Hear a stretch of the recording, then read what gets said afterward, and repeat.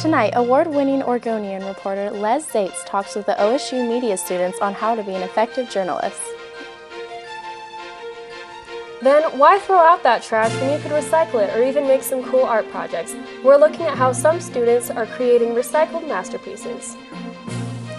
Finally, Valentine's Day is bringing baked goods and boots to the quad. We'll have that all and more on Beaver News.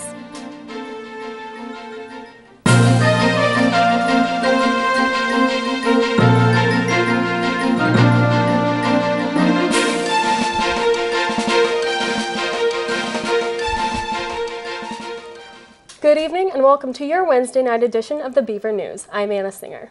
And I'm Brooke Chrisler. We're glad you could come join us tonight. As I'm sure you know, Valentine's Day is tomorrow. We are reminded the day is coming by the massive amounts of red and pink candies, teddy bears, and flowers almost everywhere you turn. But a recent study shows that Valentine's Day can mean a lot more than the commercialized holiday it is made to be. The UCLA study shows that friendships among people that are involved in non-judgmental listening and having a large network of friends can decrease the risk of heart disease, brings down your blood pressure, and makes us feel less anxious, overwrought, and overwhelmed. This doesn't mean that you must have a large network of friends to achieve these health benefits, because the study also showed that just one close friend is enough to extend your life by as much as 10 years. So this Valentine's Day, instead of focusing on the little materialistic things, take time to let your close and important friends know how much they mean to you. In preparation of Valentine's Day, many organizations from around campus set up booths in the quad today, raising awareness for future projects or trying to raise funds for future events. We spoke with College of Democrat Claire Oslin about their bake sale. Hey, how you doing? We're out fundraising for our club trip and for the Center Against Rape and Domestic Violence and Planned Parenthood so that everybody can have a safe Valentine's Day.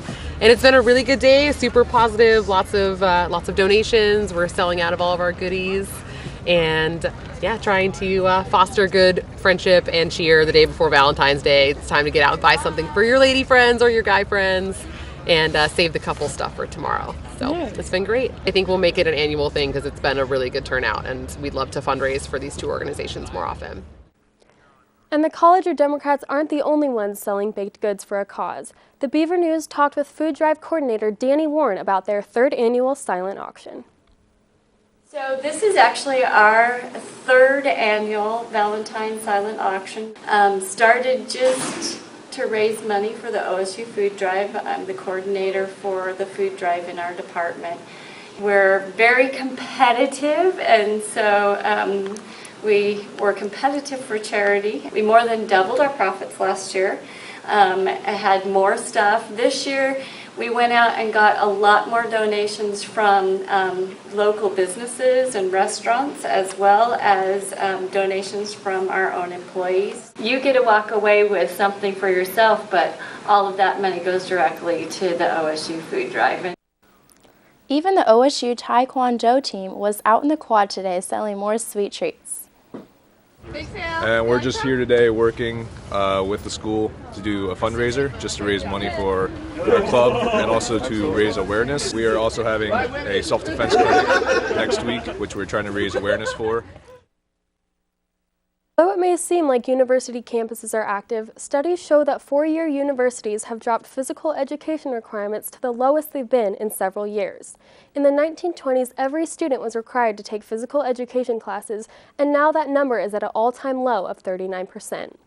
OSU researcher Brad Cardinal conducted a study where he examined the exercise requirements from 324 randomly selected four-year universities. Amongst other things, Cardinal found that exercise not only improves human health, but it also improves cognitive performance. Health and exercise scientists are continuing to find ways and strategies to get more college students living a more active lifestyle.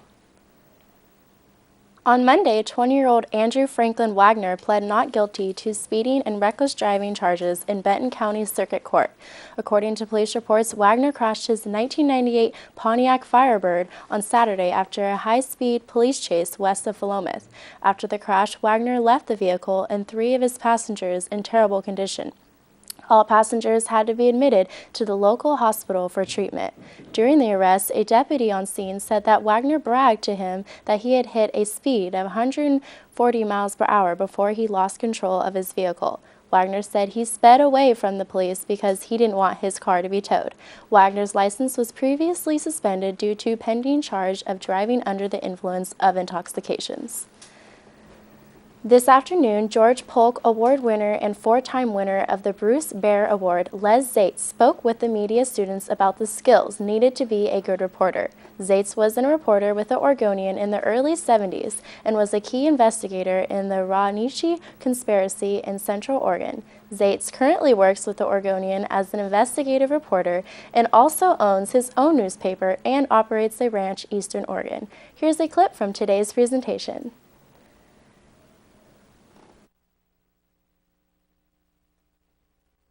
That's why I come and so willingly come and speak to groups such as this. Because at the end of the day, if I can inspire just one of you to stand up and say, yeah, I'm going to join the Army to ask why, then I go home feeling pretty satisfied. Because it's so important to our society, to our lifestyles, to our families, to our children, to our businesses, that we make things operate fairly and honestly and openly. That the strong don't prey on the weak, as they do at Coffee Creek. That the corrupt don't corrupt other people. Corruption has a way of spreading. And if we aren't there asking the questions, the spread will accelerate. Construction has begun here on campus to create a $4.8 million facility that will be used for testing nuclear energy technology that could be safer, more efficient, and produce less waste than previous approaches.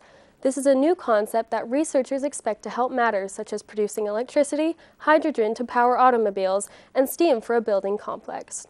This new technology is expected to be about 35 to 50% more efficient than existing approaches and will also create about half as much radioactive waste. Field tests are scheduled to begin in April and continue until summer 2014. The work is being supported by the grants from the U.S. Nuclear Regulatory Commission. The new facility and testing programs will also provide opportunities for OSU graduate assistants and even undergraduate students to gain experience working with some of the newest nuclear power technology, adjudicators said. Research of this type is a key part of the new program just announced called the Oregon State University Advantage, which boosts educational programs and research with real-world applications. The Corvallis Odd Fellows Lodge on Friday at 7 p.m. will be hosting the 9th annual Corvallis Eco Film Festival. They will screen the documentary Biophilic Design, The Architecture of Life. After the show, a panel discussion will follow on biophilic design. Participants include Jason Yacht, who's helped with the building of the Green Road at Stalker Arts Park, and Rick Martinson, who specializes in restorative landscaping. Biophilic design considers the true sustainability and incorporates green building and must expand its considerations to include quality of life issues. Whether roses and chocolates wouldn't cut it, or you needed a way to celebrate Fat Tuesday, the Center for Civic Engagement in Campus Recycling has covered it at their Recycled Craft and Care yesterday. I haven't written anything yet. This is kind of part of our service on the go where we bring craft and care to students so they can make crafts and donate it to local organizations like Corvallis Manor, Home Life, and Grace Center. So right now we have a Chinese New Year's station where people are making recycled dragons, table type setting dragons. We have Valentine's Day card making, Valentine's Day wall decor making, and also Mardi Gras mask making. This event is part of Recyclemania, which is a collaborative effort between Campus Recycling, the Student Sustainability Initiative, and the Center for Civic Engagement. So we have a lot of different events going on throughout the 10-week competition. I'm making Valentine's cards to send to my friends all over the country. Some recycled paper that was scrap paper and some magazine clippings. So this one's going to be a cat card.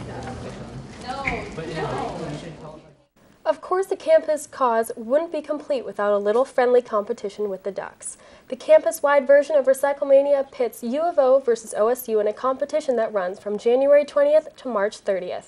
However, currently OSU is behind in this competition with just 4.5 pounds per person compared to U of O's 5.1 pounds per person. OSU is really going to have to step up their game if they want to hang on to their 3-time Recyclemania championship title. And if you're looking for another way to go green this month, the energized Corvallis group will be in the quad all this week promoting their Campus Take Charge movement. The Beaver News spoke with a representative from the group today for a story. Our goal is to reduce energy consumption in Corvallis, make this city one of the most energy efficient communities in the nation. We're promoting Campuses Take Charge. It's a very, very simple program. All people do is sign up for 3 energy saving actions. We have this big menu of energy saving actions.